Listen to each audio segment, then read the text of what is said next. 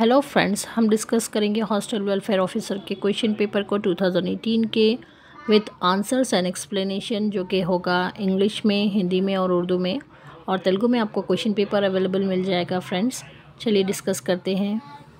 Welcome to our channel #e-book for free book.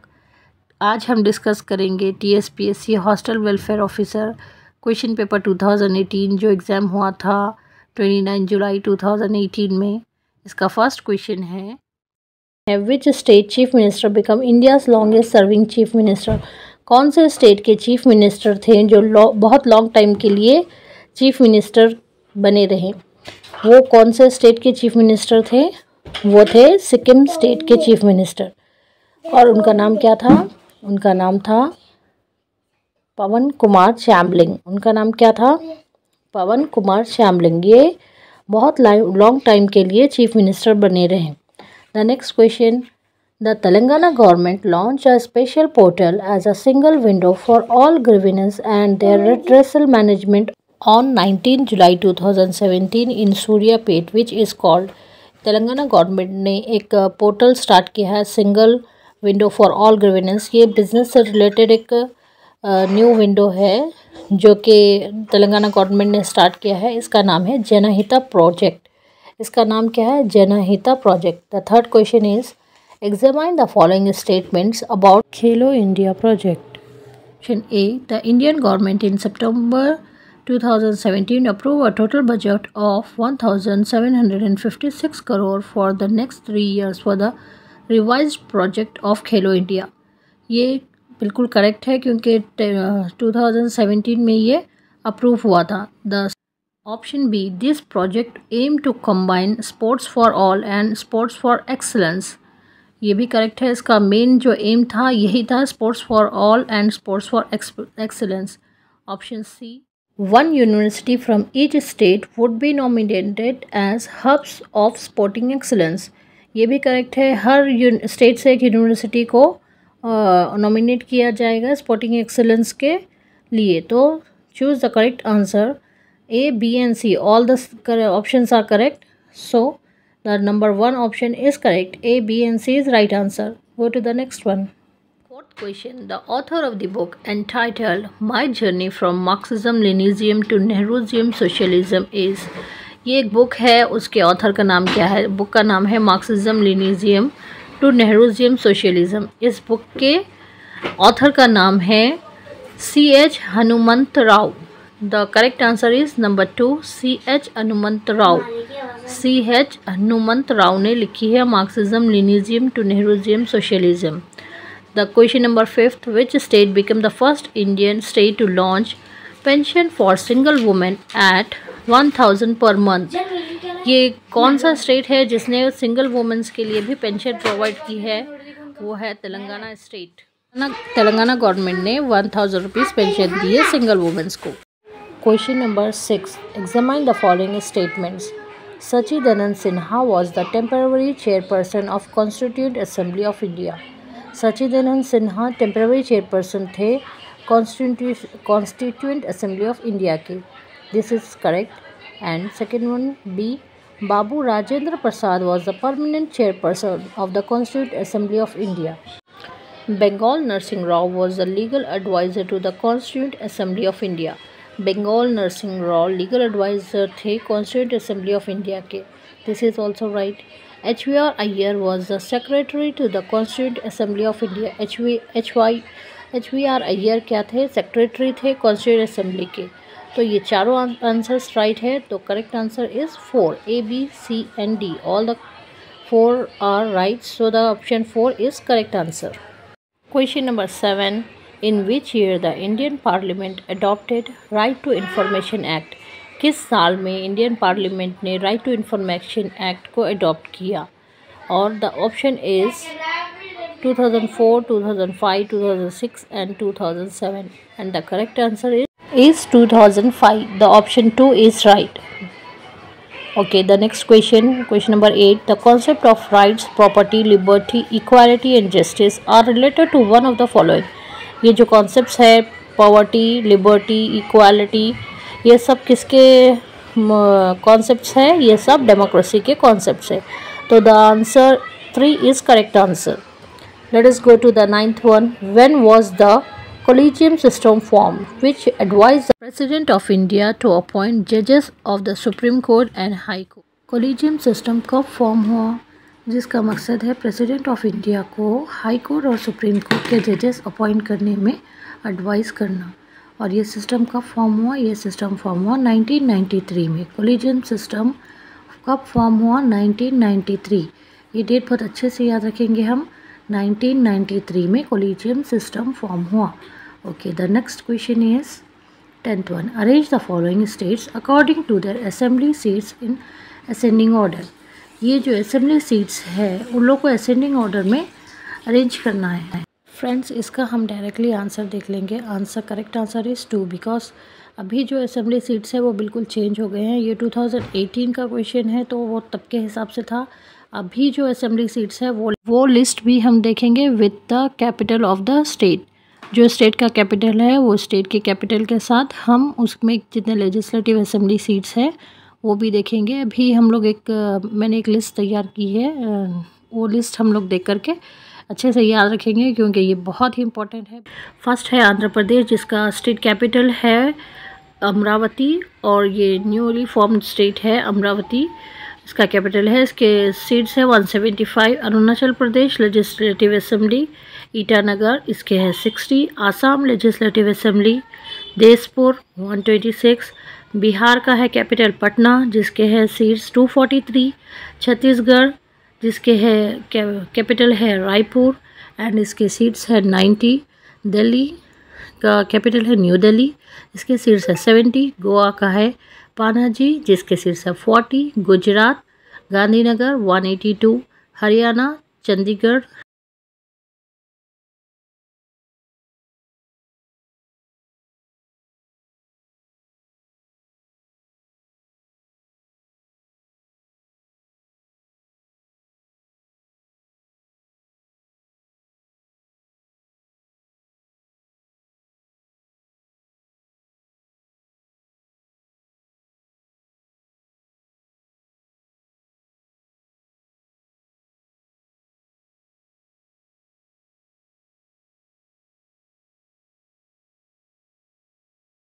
Question number 11.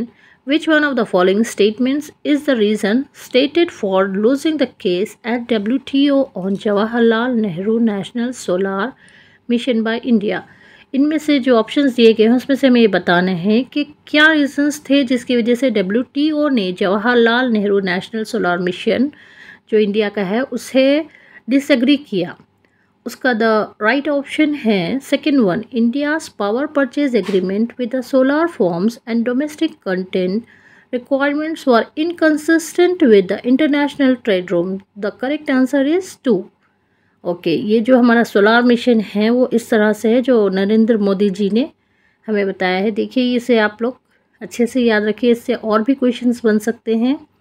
तो ये बहुत ही important point है। Question number 12। Consider the following statements about inter state council. इसे short form में ISC भी कहते हैं। ये जो स्टेटमेंट्स दिए गए हैं वो इंटर स्टेट काउंसिल से रिलेटेड करेक्ट कौन से ऑप्शन है वो हमें चूज़ करना है। तो first one A is it was establish by the presidential order dated May 28, 1990।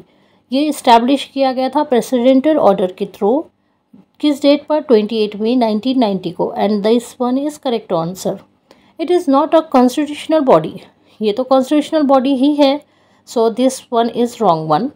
So C, it's chairman is the president of India. इसके चेयरमैन कौन होते हैं? प्रेसिडेंट ऑफ इंडिया नहीं होते हैं, इसके चेयरमैन होते हैं prime minister of India. Okay, option D, it's standing committee met in new Delhi in November 2017 to discuss the recommendations of the Panchi Commission on Relations. So the correct answer, this is also correct. तो हमारे पास option सही हैं A और D। तो A और D हमारे पास किस option में है? It is in number 2। तो second one option is correct, A and D only. The correct option is 2। 12th one का करेक्ट आंसर है 2। Okay, we will go to the next one. To exchange views on overcharging issues on bilateral and global importance, the Prime Minister of India and the President of China met on April 27, 2018 and ये जो overcharging issues है इसको discuss करने के लिए हमारे prime minister ने और चाइना के प्रेसिडेंट ने एक जगह मुलाकात की थी। किस डेट पर? अप्रैल 27 को। वो जगह थी Wuhan. The correct option is 4। Question number 14. Which countries signed the IBSA Trust Fund Agreement that seeks to fight poverty in the developing countries? किन कंट्रीज़ ने IBSA Trust Fund Agreement को साइन किया जिसका मकसद था पॉवर्टी से fight करना? किन डेवलपिंग कंट्रीज़ ने साइन किया उसमें हम ऑप्शंस देखेंगे। First one A Iran, B India, C Bhutan, Brazil, D E South Africa, F Saudi Arabia. तो जो कंट्रीज़ ने साइन किया है वो है India and Brazil and South Africa. 3 countries ने इस एग्रीमेंट IBSA एग्रीमेंट को साइन किया था जिसका मकसद था पॉवर्टी से फाइट करना। Okay, the correct option is option number 4। Question number 15. The bay of Bengal initiative for multi sectoral technical and economic cooperation BIMSTEC is headquartered at. इसका हेडक्वार्टर कहाँ है friends? Bay of Bengal initiative for multi sectoral technical and economic cooperation का headquarter कहाँ है? ढाका में, जो कि बांग्लादेश का कैपिटल क्या है? Dhaka. Okay, the next one is examine the following statements about the world health day. इसमें जो ऑप्शंस दिए गए हैं उन्हें एग्जामाइन करना है और करेक्ट ऑप्शन को चूज़ करना है। The first one is the world health day is celebrated every year on 7 April. 7 अप्रैल को ही वर्ल्ड हेल्थ डे सेलिब्रेट किया जाता है। It is correct. B the first ever world health day was observed in 1948 by world health organisation. It is also correct. The C the theme of the 2018 world health day is food and safety. ये option wrong है friends, इसका कुछ और theme था, हम आगे discuss करेंगे। तो करेक्ट ऑप्शंस क्या है? A and B. A and B किस ऑप्शन में है हमारे पास? ये है answer number 1। A and B only is the correct answer. So 16th का करेक्ट आंसर है, राइट आंसर है 1। Okay friends, we will discuss some details about this, क्योंकि ये वर्ल्ड हेल्थ डे और वर्ल्ड हेल्थ ऑर्गेनाइजेशन से related कुछ ना कुछ क्वेश्चन हर एग्ज़ाम में अक्सर आता है, तो इससे रिलेटेड हम लोग थोड़ा और डिस्कशन करेंगे। Why is world health day celebrated? World health day celebrate क्यों किया जाता है? World health day is celebrated on 7 April every year to mark the anniversary of founding of WHO in 1948। World health organisation जो 1948 में form हुआ था वो day को याद रखने के लिए 7 अप्रैल को वर्ल्ड हेल्थ डे सेलिब्रेट करते हैं हर साल, और इसका थीम हर साल अलग अलग होता है। 2018 का जो थीम था वो था universal health coverage everyone everywhere under the slogan health for all. जो 2018 का स्लोगन था, थीम था, वो था health for all,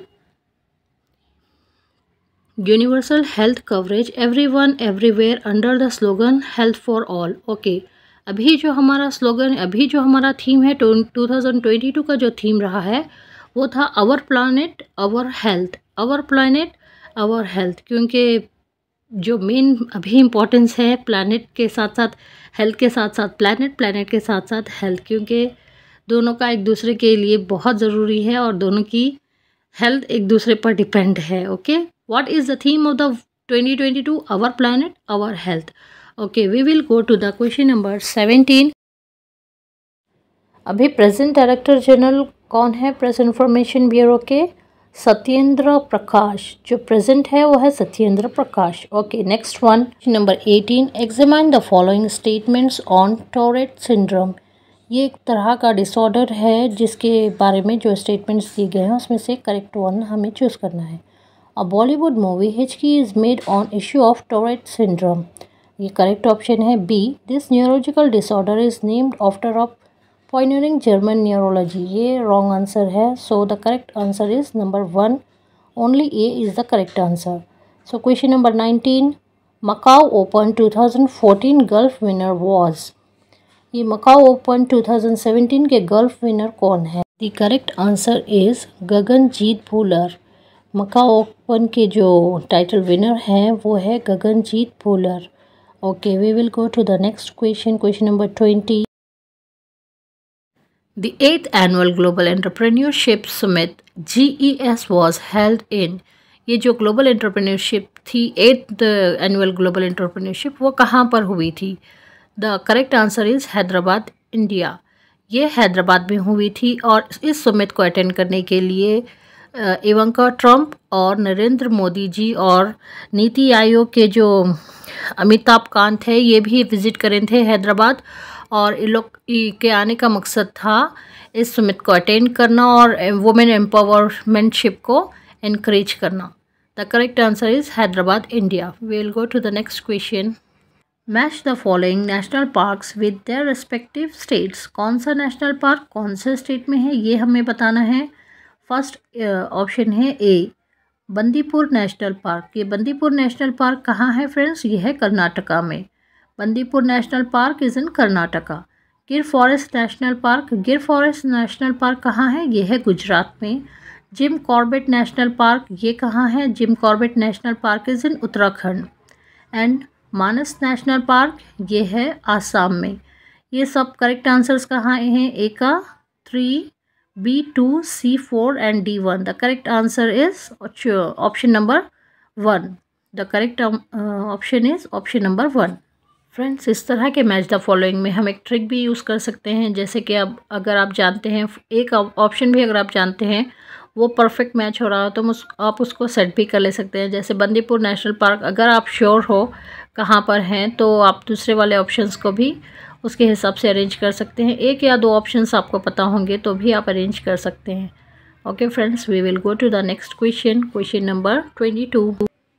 Shriram Sagar project is located in which district of Telangana. Sriram Sagar project Telangana के किस डिस्ट्रिक्ट में है? और the correct answer is Nizamabad. Sriram Sagar project is in Nizamabad. Question number 23. Which of the following is a major mineral in all the erstwhile districts of Telangana? ये पहले थे available बहुत ज़्यादा लेकिन अब धीरे धीरे कम हो रहे हैं। ये कौन से मिनरल्स हैं तेलंगाना के? The correct answer is building stones. The correct answer is building stone. But question number 22. Which of the following become India's first energy efficient A1 category railway station? दिए गए ऑप्शंस में से कौन सा रेलवे स्टेशन है जो first energy efficient A1 category railway station है? The correct answer is Kacheguda railway station. Kacheguda railway station is also awarded for energy efficient A1 category railway station. ये बहुत ही पुराना रेलवे स्टेशन है। ये हैदराबाद निज़ाम के टेन्योर का रेलवे स्टेशन है। The correct answer is Kacheguda railway station. Where is NRSC situated? ये NRSC कहाँ पर है? NRSC का फुल फॉर्म है नेशनल रिमोट सेंसिंग सेंटर। ये इसरो का ही एक प्राइमरी सेंटर है जो कि हैदराबाद में वाक़ है। ये कहाँ पर है? ये जो सेंटर है वो है हैदराबाद में। Where is NRSC situated? It is in Hyderabad. Okay, we will go to the question number 26. The operational methodology developed by ISRO on disaster management over the year is now institutionalized by setting up one of the following centers under the Central Ministry of Agriculture. दिए गए options में से हमें ये बताना है कि इसरो का क्या डिज़ास्टर मैनेजमेंट के लिए जो एक नया ब्रांच स्टार्ट किया गया है जो एग्रीकल्चर मिनिस्ट्री में आता है वो कौन सा है? The correct option is number 3, Mahalanobis national crop forecast centre. ये क्या है? Mahalanobis national crop forecast centre. Okay, question number 27। The genetic engineering appraisal committee works under the central. किसके अंडर काम करती है ये जेनेटिक इंजीनियरिंग? ये काम करती है option number 3, ministry of environment, forest and climate change. इनका करेक्ट आंसर है option number 3, ministry of environment, forest and climate change. Okay, let us go to the question number 28। Match the following biosphere reserves in India with the respective states. ये biosphere reserves जो India में हैं वो कौन से state में कहाँ पर है? फर्स्ट वन है पाना मध्य प्रदेश में है। Achanakmar is in Madhya Pradesh and Chhattisgarh. Nokrek is in Meghalaya and Similipal. Similipal is in Odisha. The correct option is number 3. The report of World Commission on Environment and Development known as Brundtland Commission was published in, ये जो report है world commission on environment and development की, वो Brundtland commission कब published हुआ? वो हुआ 1987 में. The correct option is 1. Question number 30. The Indian government pass the biological diversity act in the year. Indian government ने बायोलॉजिकल डाइवर्सिटी एक्ट किस year में पास किया? The correct option is 2002. Option number 1 is correct. Okay, Indian government ने कौन सा act पास किया? Biological diversity act. ये किस ईयर में हुआ? 2002 में. Okay, question number 31. The process of development does not involve one of the following. जो प्रोसेस ऑफ डेवलपमेंट है इनमें से उसमें इन्वॉल्व नहीं होता है, वो क्या है? The correct option is option number 4. That is a rise in the labour force in the primary sector. A rise in the labor force in the primary sector. Question number 32. Examine the following statements on primary sector of Telangana in the agriculture year 2016 and 17 as per socio-economic outlook 2018. ये जो statements दिए गए हैं हमें ये देखकर बताना है कि कौन सा करेक्ट है. First one A. In Telangana 42.59% of the total geographical area was under net area zone, including fish culture. Option B. On the whole, about 60% of the geographical area was arable. So, ये दोनों ही statements correct हैं. तो option number, which option is correct? Option 3 is correct. Both A and B are correct. Question number 33. As per socio-economic outlook 2018, the estimated gross state domestic product (GSDP) of Telangana at current price for 2017 and 18, advance estimated registered a growth rate of how much? Advance growth rate register किया गया है इसमें, बताइए friends. The correct option is 14.1%. As per socio-economic outlook 2018, the forest area of Telangana out of its total geographical area was about, जो forest area है तेलंगाना का total geographical area में वो कितना है, वो कितने परसेंट है फ्रेंड्स? वो है 24%. सो the correct answer is option 3, 24%. Okay, question number 35. Examine the following statements on cropping intensity in Telangana. ये जो स्टेटमेंट्स दिए गए हैं क्रॉपिंग इंटेंसिटी के बारे में तेलंगाना के हैं, उसमें से कौन सा स्टेटमेंट करेक्ट है ये हमें बताना है. Option A.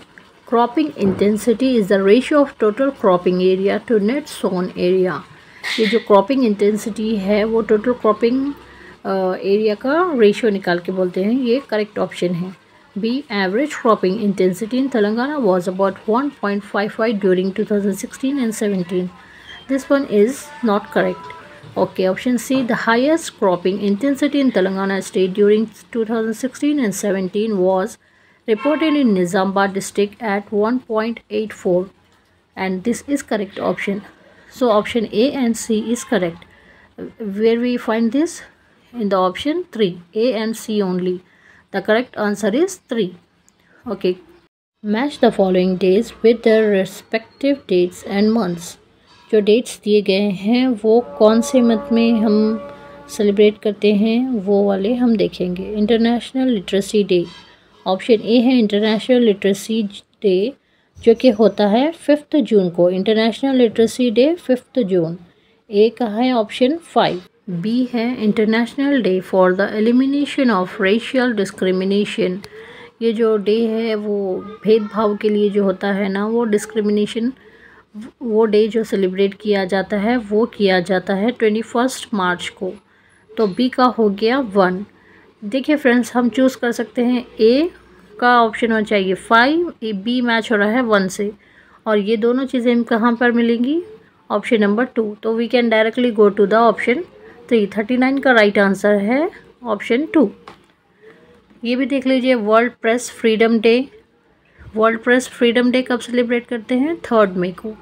World day for water. World day for water कब सेलिब्रेट करते हैं फ्रेंड्स? ये करते हैं 22 मार्च को। सो ये सारे ऑप्शंस कहाँ पर है? ऑप्शन 2 में। 39 का राइट आंसर है ऑप्शन करेक्ट ऑप्शन है 2। ओके फ्रेंड्स, ये डेज़ बहुत इंपॉर्टेंट होते हैं, इस पर मैंने एक अलग से वीडियो मैं बनाऊंगी आगे, वो वीडियो भी आप लोग ज़रूर देखिए, वो बहुत बहुत इम्पॉर्टेंट है। हर कॉम्पिटिटिव एग्ज़ाम में, हर एग्ज़ाम में ये टॉपिक पर एक क्वेश्चन तो कंपलसरी ही होता है। सो आप नेक्स्ट वीडियो आप लोग कमेंट करिए, जल्दी से बनाएंगे। Okay, next question 40. Who was appointed as the chairman of Insurance Regulatory and Development Authority of India IRDAI by the Indian government on May 1st, 2018? इसका करेक्ट आंसर है सुभाष चंद्र कुंटैया। इसका करेक्ट आंसर क्या है फ्रेंड्स? सुभाष चंद्र कुंटैया। ओके, अभी जो present chairperson है वो है Debashish Panda. Okay, go to the question number 41. Manufacturers of chips flush the bags with potato chips with a gas to prevent oxidizing. Which gas is it? ये जो chips के पैकेट में जो गैस भरी हुई होती है वो कौन सी गैस होती है? हम तो ऑब्जर्व करते हैं पैकेट्स फुल ऐसे गैस जैसी होती है, वो क्या रीजंस है उसमें गैस डाली जाती है? वो गैस है nitrogen gas. So the third option is correct, nitrogen gas. Okay, question number 42. The statutory body for laying down science-based standards for articles of food and regulating the sale and import of food for the sake of public consumption. Her food item को cell करने के लिए एक permission लेनी पड़ती है government से। वो गवर्नमेंट से जो परमिशन ली जाती है उसे क्या कहते हैं? वो परमिशन होती है FSSAI। ये कौन सी परमिशन है? Food safety and standards authority of India. ये लोगों हम हर फूड आइटम पर देखते हैं, चाहे वो कोई सा भी हो, इंडिया का प्रोडक्ट हो, उस पर देखते हैं। ये परमिशन को FSSAI कहते हैं।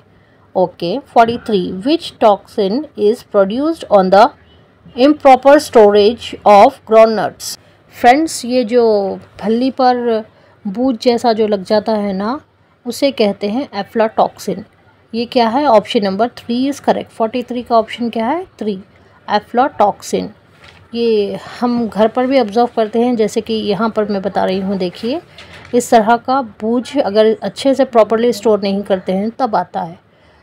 The chemical added in the vulcanisation of rubber is? कौन सा केमिकल ऐड किया जाता है रबर को वल्कनाइज करने के लिए? The correct answer is option 3, sulphur. देखिए friends, vulcanisation is a process that changes synthetic and natural rubber into cross linked polymers. ये एक नेचुरल रबर को चेंज करने के लिए यूज़ होता है। Question number 45. Severe acute respiratory syndrome SARS is caused by? ये जो सार्स का डिसीज़ है, ये प्रॉब्लम है, ये किस वजह से होता है? ये होता है वायरस की वजह से। ये एक जगह से दूसरी जगह किस चीज़ से फैलता है? वायरस की वजह से। ये भी कोविड-19 के टाइप का ही कोई डिसीज़ है जो सेम लगभग उसी टाइप का था।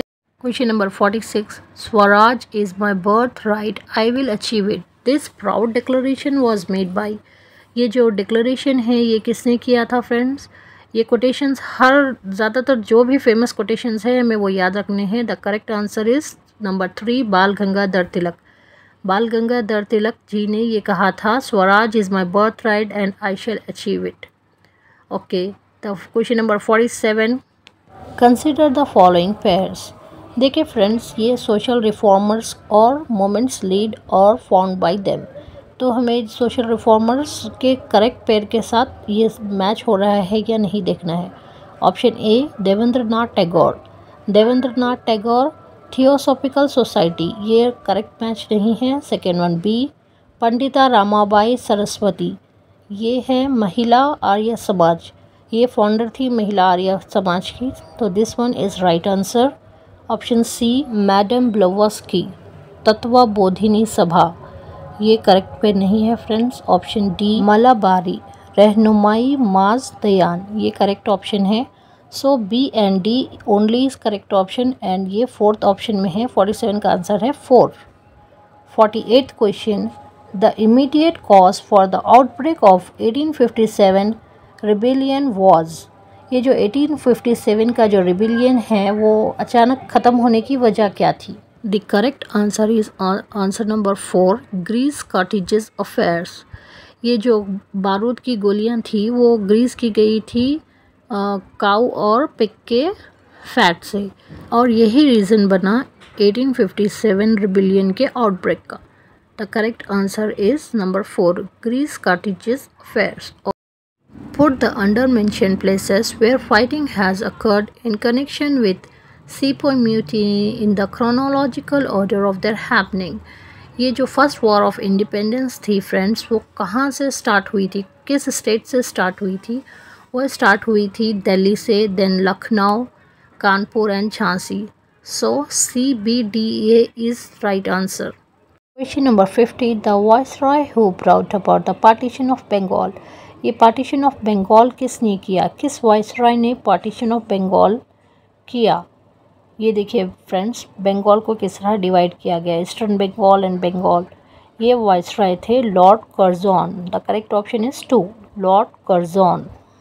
जो स्टेट पहले फॉर्म हुआ उस स्टेट का नाम हमें पहले ऑप्शंस में रखना है, उसके बाद इसी तरह अरेंज करना है। तो फर्स्ट है गुजरात, जो फॉर्म हुआ 1 मई 1960 को। त्रिपुरा हुआ 21 जनवरी 1972 को, तो फर्स्ट हो गया D, second E। Okay, third one Goa. Goa form कब हुआ? 30 मई 1987 को, 30 मई 1987। Okay, the next option Jharkhand. Jharkhand कब फॉर्म हुआ? 15 नवंबर 2000 को। एंड तेलंगाना, तेलंगाना कब फॉर्म हुआ? 2 जून 2014। सो the correct option is DEBAC। तो ये कहाँ पर है? ये है ऑप्शन नंबर 3। 51 का करेक्ट आंसर है 3। ओके फ्रेंड्स, आगे के क्वेश्चंस हम जल्दी ही डिस्कस करेंगे।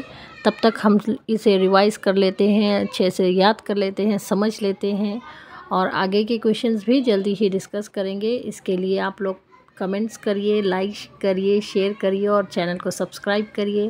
Thank you for watching.